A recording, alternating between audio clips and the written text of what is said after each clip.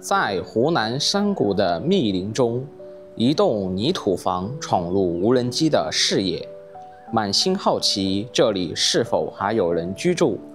沿着山谷裡的山路一路探尋，盼着揭開這山谷屋舍的塵封過往。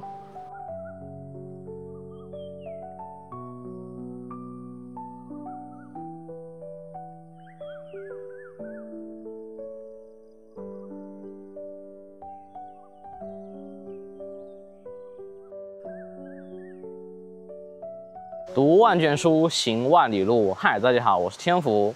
今天我們來到了湖南的一個大山深處。據說啊，在我身後這裡曾經是一個古村落，只不過我們現在目前不知道這個古村落裡是否還有人居住。現在大家就跟着我們一起出發，去看看這裡面是否還有人居住。現在大家聽一下我周圍的環境，是不是有什麼聲音？聽着潺潺的流水聲，非常的響亮。而且呢，在鏡頭面前啊，大家可以看到，這是一座用石頭搭建成的一座橋。而且呢，這個橋上啊，看樣子是行走的比較的光滑，應該這個地方以前會有很多人走過。這座橋也是非常的古老，整個周邊的環境啊，非常的原始，仿佛走進了原始森林。你看這個水啊，其實是從裡面山谷裡的水流下來的，形成了一個溪流。我相信這山谷裡面的水資源應該是比較豐富。好，現在讓我們一起走進這個山谷裡面去看一看。我們現在所行走的這條道路，兩旁是有明顯的車輪碾壓過的痕跡，而且呢，雜草並不是特別的多，而且大家可以看到我的右手邊啊，有明顯的電線桿，上面還布置了電線。看樣子還是比較的新，我想啊，在這個山谷裡面啊，應該是會有人居住的。這條碎石路啊，如果開車上來，並不是那麼好走。但是呢，像那種比較大型的泥頭車、底盤比較高的車，走這條路呢，還是可以的。這條路還是比較寬。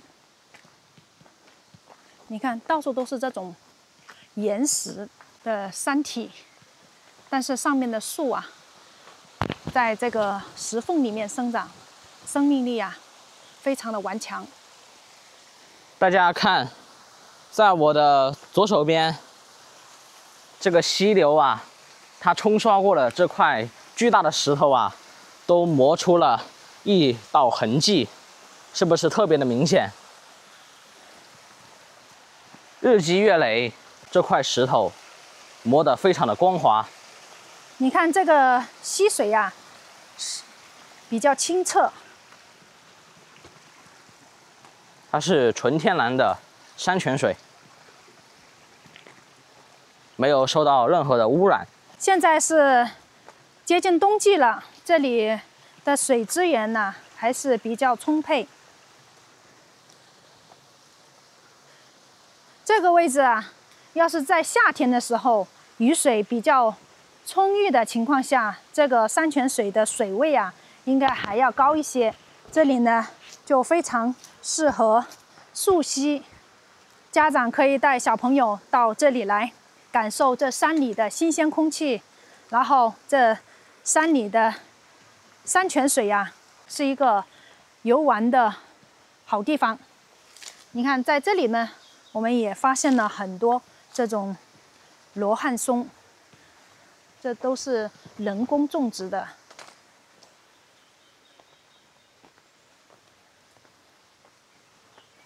這是什麼花呀？这个应该是山茶花。這裡有個蝴蝶，有一只蝴蝶。蝴蝶也是需要採蜜的，它是需要吸這個花的粉末。這裡還堆放了很多這樣子的砍伐的木材。當地人在這裡砍伐的一些沙樹啊，可能是用於做房子啊，或者是其他的用途。這些電線桿啊，有的是已經廢棄了，但是有的看上去是新架的，一直布了線往山谷裡面延伸，新舊交替的電線桿，在這裡也可以很清楚地聽到這裡潺潺的流水聲。這個地方估計是當地的村民在這邊開荒種植的一些經濟作物。你像這個羅漢松，大面積的種植。這個地方還有一座古橋，說明以前這個地方啊還是有人居住的。你看它這個溪流的兩側都是用這種古老的這種石頭就地取材的這種石塊修築的。在這裡啊，電線桿一直往山谷裡面一直延伸，這些岩石都是一塊一塊的。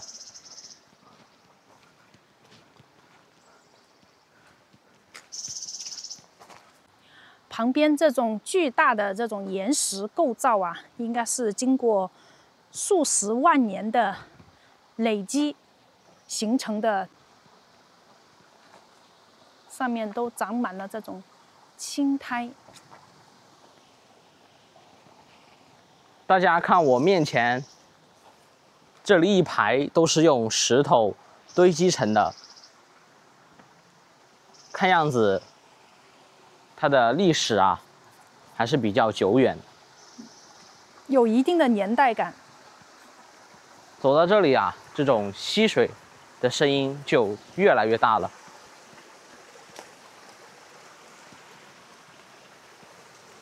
這裡看上去能夠感受到以前有人在這裡生活的痕跡。這裡都是人工修築的。我們現在所行走的這條道路，它並沒有鋪設水泥，是純粹的泥巴配碎石，所以每當下雨的時候啊，這個地方會顯得非常的濕滑，不好行走。今天的天氣也非常好，又是一個秋高氣爽的陰天，所以適合親子戶外旅行。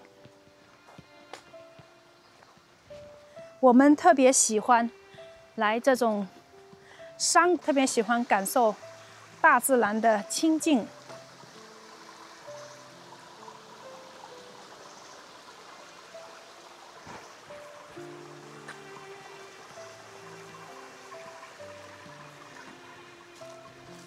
這個地方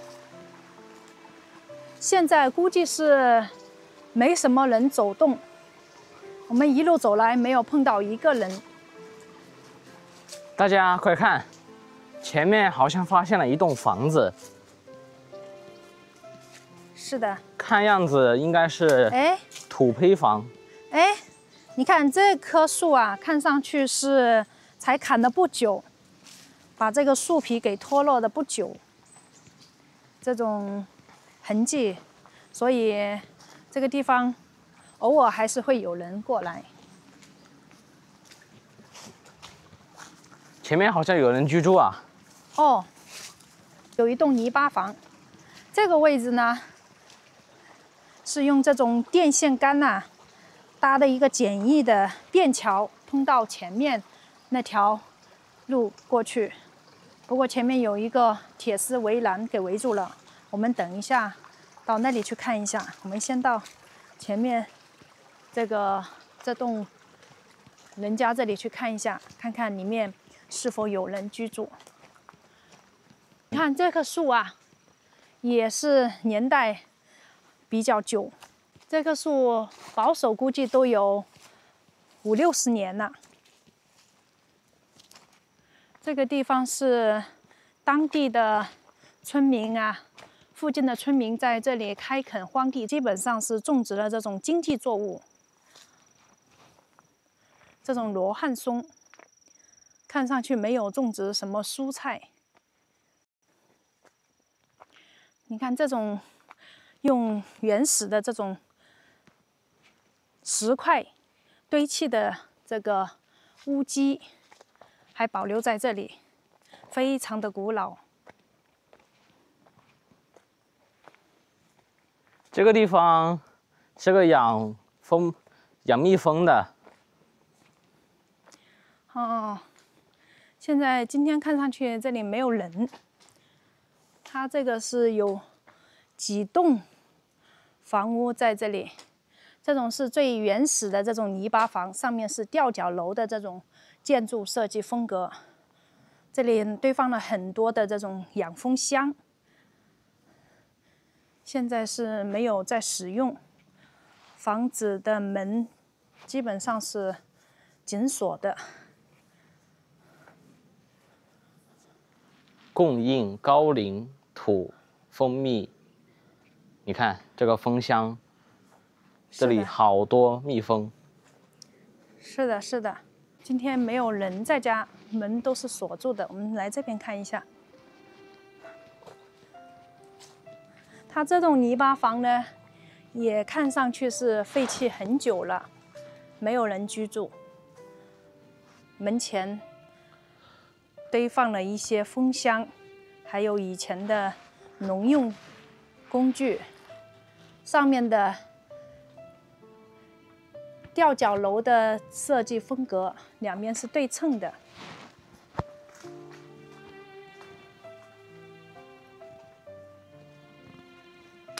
這裡有一棵樹，它這個應該看上去是枇杷樹吧？有可能。這種呢，是以前啊住在這裡的人呢搭建的一個這種石板橋，可以通到那邊去。以前這個地方應該是經常有人走動，或許是裡面可能還有房屋。在我鏡頭前面這個位置啊，有一條看上去還比較寬敞的路，但是這裡呢設着這種綠色的鐵柵欄圍住了，不允許上去。你看前面的這棵光禿禿的樹啊，竟然開了幾朵粉色的桃花，非常的別致。好了，我們就不到那裡去了。你看，我發現了什麼？嗯，在這根木頭的上面有一只壁虎。在哪裡啊？在那裡。哦，爬走了。哎，有一只小壁虎。哇，真的是壁虎哎！哇，它尾巴好長。好，跑走了，跑到那个树上去了，跑到那个草裡面去了。這個農用工具我認識嘞，這個叫屈原犁。屈原犁是吧？耕地的，那就是了。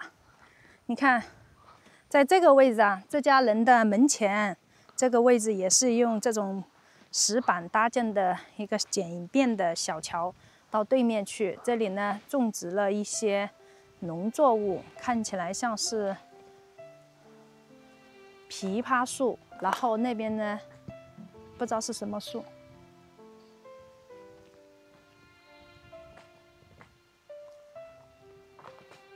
啊，在這個裡面啊，非常的安靜。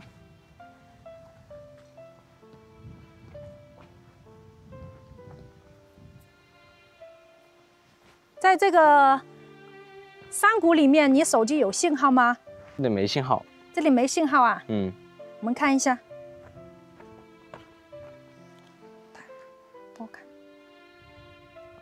這裡都是叉叉，顯示無信號。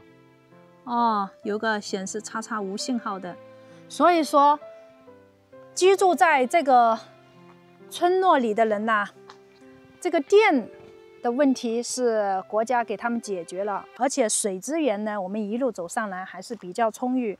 但是這裡呢，信號不好，所以可能很難跟外界產生聯繫。那麼對於住在這裡面的人來講呢，可能不太方便。所以隨着時代的發展啊，他們就陸陸續續搬離了這個村落。你看，我們在這個山野裡面，到處都可以看到這種果樹啊，上面結的果子啊，都沒人採摘。這個應該是柿子樹，這是野生的獅子。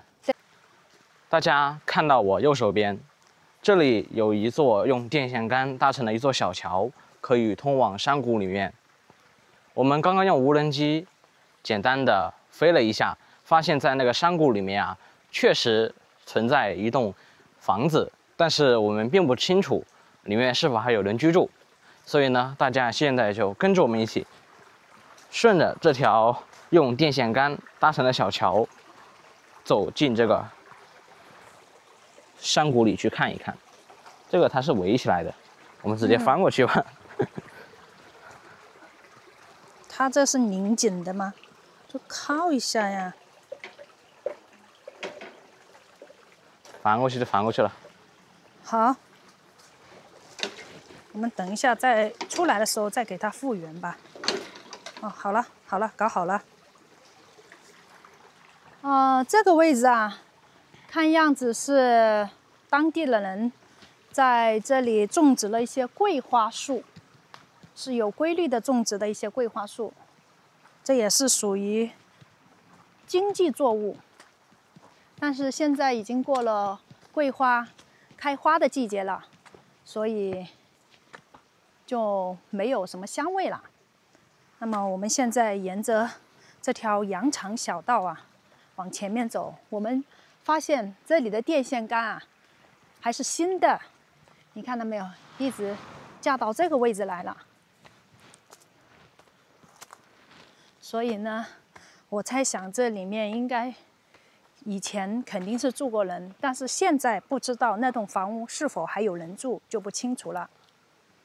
大家現在看到我面前這條路啊，整體看上去雜草並不是特別的多，還是比較的開闊。而且呢，道路兩旁啊，有明顯的走過的痕跡。是的，這個地方跑那種三輪摩托車呀，或者是三輪車呀，應該是沒有問題的。但是呢，這條路啊，它還是沒有打水泥，因為啊，這座山它是屬於石頭山，上面的碎石啊、岩石啊，都是這種一大塊一大塊的，並不是很好處理，所以呢，它就沒有給它打水泥路。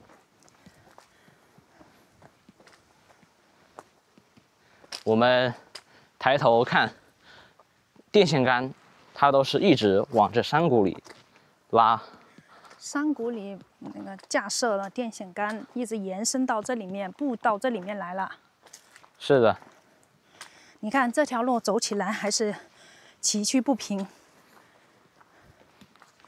這條路呢，也是沿着山體開挖的一條路。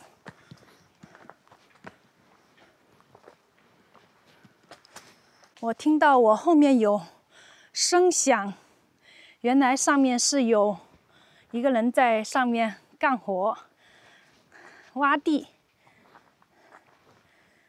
所以說，在這個以前的這個村落呀，還是偶爾會有人來這邊務農，或者是來這個山裡面啊採摘一些木質，還有採摘一些中草藥。所以這裡面的路呢，不會顯得那麼的荒蕪，旁邊的雜草呢，也基本上是會被踏平了。在這個位置呢，可以很清楚的看到這三棟房屋啊，在這個山谷裡面，上面的這個房子後面的這座山吶，基本上被開墾出來了。我不知道是當地人做了什麼規劃在上面，或者是種植一些什麼農作物，因為當地的村民在上面務農，所以我們剛剛從他的房子下面走過來，沒法跟他交流。等一下我們返回的時候，看一下能不能再一次碰到他，了解以前這個古村落的一些情況。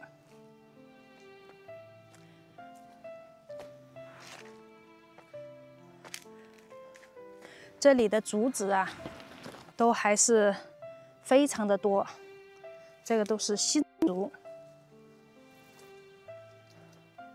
但是呢，一些年限比較久的竹子啊，都已經垮塌了，老化了。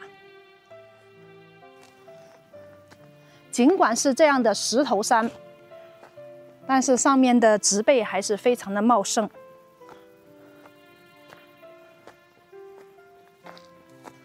你看，這地上都還能發現一些山羊的糞便，說明這個地方啊，還有人在這邊養山羊，在這裡放養。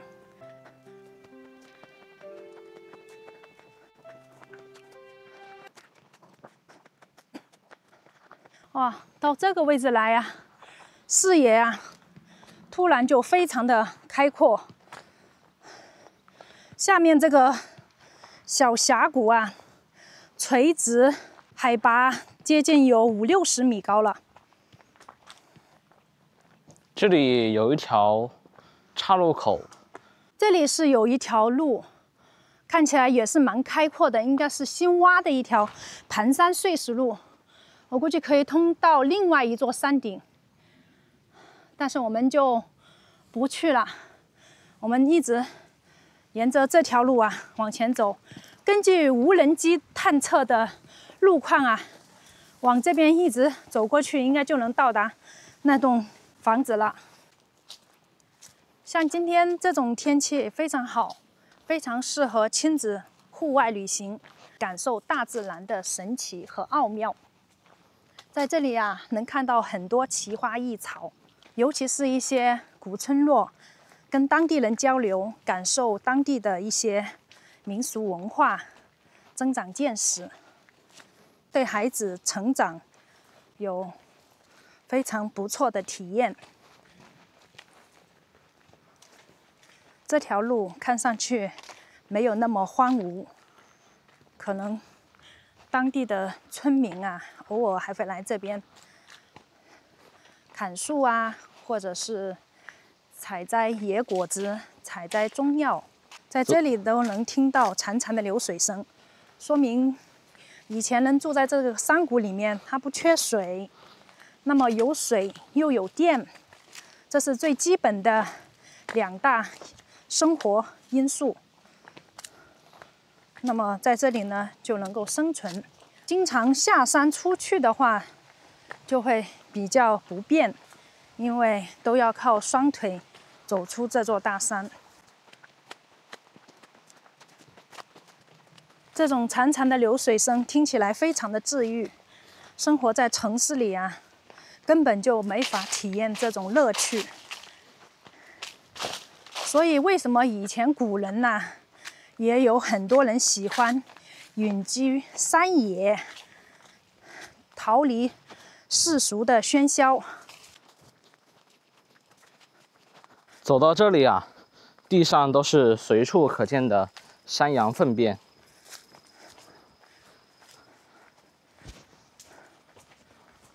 在整個山谷裡面，你看這裡環境啊，四面環山，所以我們現在在這個山谷裡面，手機呢也沒有信號。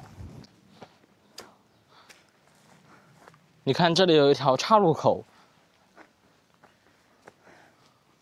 但是這條路啊，應該也是很久沒有人走了，基本上是荒廢了。以前可能是當地人在這裡開荒種植了一些農作物。你看這裡，視野非常的開闊，這個地方啊，我想這裡以前應該是一個田地。這是什麼東西啊？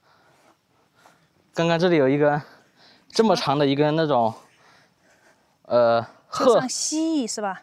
這麼長的一個褐色的一個動物从這条道路中间穿過去了。啊，在這個山谷裡面，肯定能看到很多特殊的一些奇異的一些動植物，喊不出名字來的，到處都是。串得好快的，刚剛。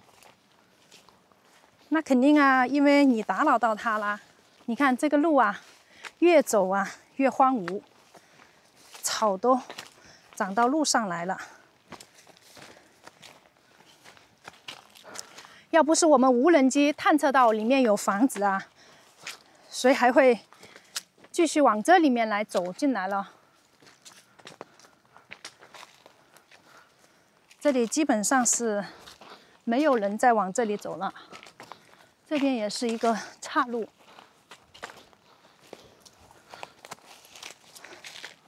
這個位置，當地人廢棄的一張木桌子，說明以前這裡是真的有人居住在這裡，只是時代變遷，人去樓空，物是人非。從古至今，有一句古話說得好，就是“山不在高，有仙則名；水不在深，有龍則靈。斯是陋室，惟吾德馨。”這個位置啊，又是一個小峽谷，但是我們發現在這個峽谷裡面有一根看上去是廢棄的電線桿。哦，在我鏡頭前看到了這棟房屋，這棟泥磚房啊，泥土房，應該就是我們無人機鏡頭下的孤零零的一棟房子，在這個山谷裡面，我們走進去看一下。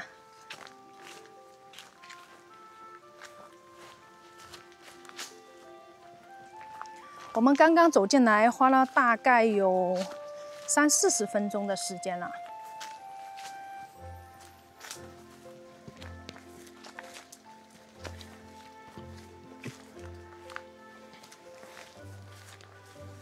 這個位置呢，看上去還是比較空曠。這個房子的周圍還是比較寬敞，這裡都還有潺潺的流水聲，說明他們家在這個地方啊不缺水源。而且前面這一塊都非常開闊，以前估計是他們的菜地。周圍的植被也是比較茂盛，四周都是山。以前這個位置啊，也有一条路通到那個裡面去。但是基本上是荒廢了，我們就不過去了。哦，這棟房子啊，是那種古老的泥土房。這種泥土房年代看上去至少有50-60年了。下面的地基也是用這種山上的石料就地取材搭建的這種房屋地基。在這個位置啊，還保留了一些古老的打米機。這個房子看上去還做了一定的修繕，它的瓦呀重新剪實過了。這種泥巴房它不像夯土牆，夯土牆跟這種普通的農用房的這種土磚房還是有很大的區別的。像這種土磚房啊，它就是用這種普通的泥巴修築而成的房屋，但是經過雨水的沖刷，這種泥磚房呢，相對我們現在的這種水泥磚房啊，還是不容易保存，比較容易坍塌。如果是年限非常久，但是夯土牆，它是古代的大戶人家才能夠修得起的，因為修築一面夯土牆需要耗費非常多的人力、物力和財力，它的用料啊也是非常有講究，夯土牆通常是用糯米、紅糖，甚至還有蛋青這麼昂貴的材料，經過幾十上百人的努力擠壓，固定它的形狀，然後再把它堆積而成的一面牆，非常的緊實，所以夯土牆它的保存年限會非常久，有隔熱防火的功能。住在夯土牆裡面，就會顯得冬暖夏涼，也就只有古代的大戶人家才能修得起夯土牆。剛剛我們一路上來看到的這個電線桿吶，甚至是新架的電線桿，一直延伸在這裡，到了這裡的獨戶人家。你想想，中國的電力真的是非常的強大，哪怕是深山裡的一戶人家，都可以幫他們把電拉進來。這戶人家以前住在這個裡面啊，他們還是蠻勤儉的。你看周邊呢，開荒了很多的菜園子、菜地，而且還種了一些果樹。你像這個芭蕉樹啊，還有剛剛那裡看到的柿子樹啊，都是他們家種植的。這棟房屋看上去沒有廢棄很久啊。你看這裡曾經還有人在這裡生活的痕跡。這個地方有這種水龍頭，不過現在沒水了。我估計這裡面也是從哪個地方埋的管子引的山泉水到家裡來用的。現在這裡完全廢棄了。你看這裡還有生活用品、洗衣粉、肥皂。你看它門口的這種地基啊、石塊台階啊，都是就地取材。我們一路上走過來，發現很多這種石塊。它這裡還安裝了這種監控攝像頭，看樣子是沒有使用，它的電閘應該關掉了。而且還有這種看電視的衛星天線架在這個位置。在這個山谷裡面，它沒有信號，但是它如果通過這種衛星天線，應該可以接收到一些電視節目，還可以解解悶。在這個山谷裡面獨居，還是需要耐得住寂寞才能待得住的。這個是蜂箱，但是估計現在都沒有蜂蜜了。已經廢棄了，沒有使用。包括這棟堂屋也是用這種泥巴搭建的房屋。這種房屋估計很大程度上應該是就地取材，不然這麼多的房屋建築材料從山底下運上來呢，是非常費時費力的。我們到這個房子的側面來看一下，這裡發現了一個古董，這個石磨呀，還有這種木架子啊，都荒廢在這裡了，遺棄在這裡了。這個以前古時候的人呢，都是用手工磨制的一些米呀、豆腐啊，都是用手工磨的，不像現在什麼都是通過電力、科技發展，給人們生活帶來更多的便利。這個地方也是用一些古老的石頭堆積的一個地基，不知道以前這個地方是做什麼用途，可能是他們的種菜的一個地方吧。這個是他房子的後面，你看人去樓空，房子呢也跟着荒廢在這裡。現在這個牆上爬滿了一些植物。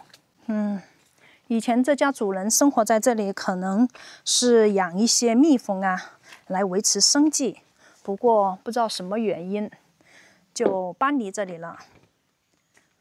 我們再來看一下這棟房屋的建造格局啊。這個房屋啊，它這裡也是有一個這種吊腳樓的建築風格。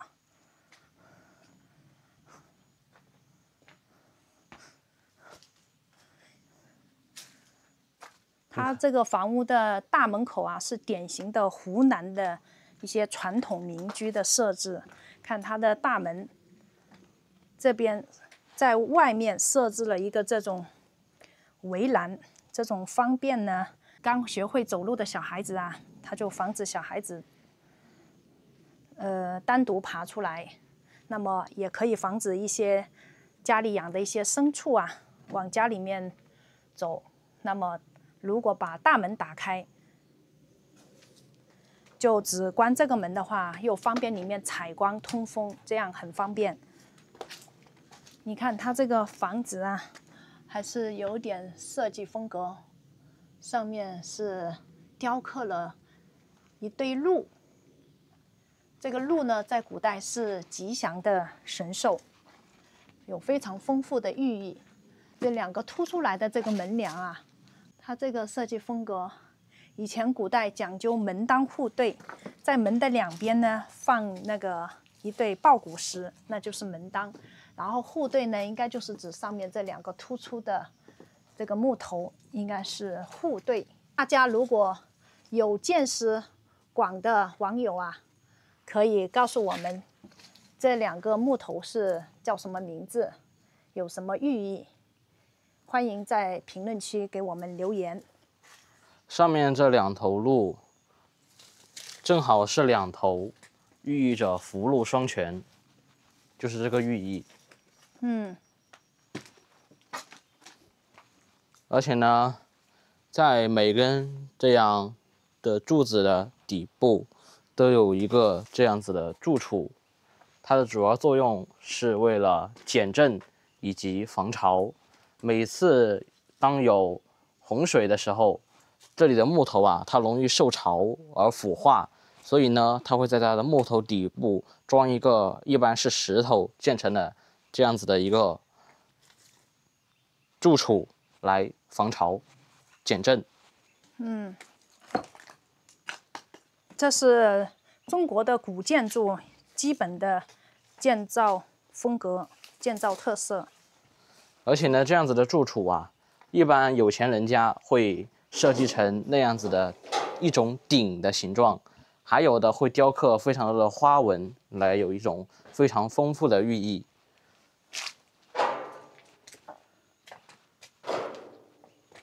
現在這裡的門都緊鎖了，這裡呢也是沒看到主人在這裡。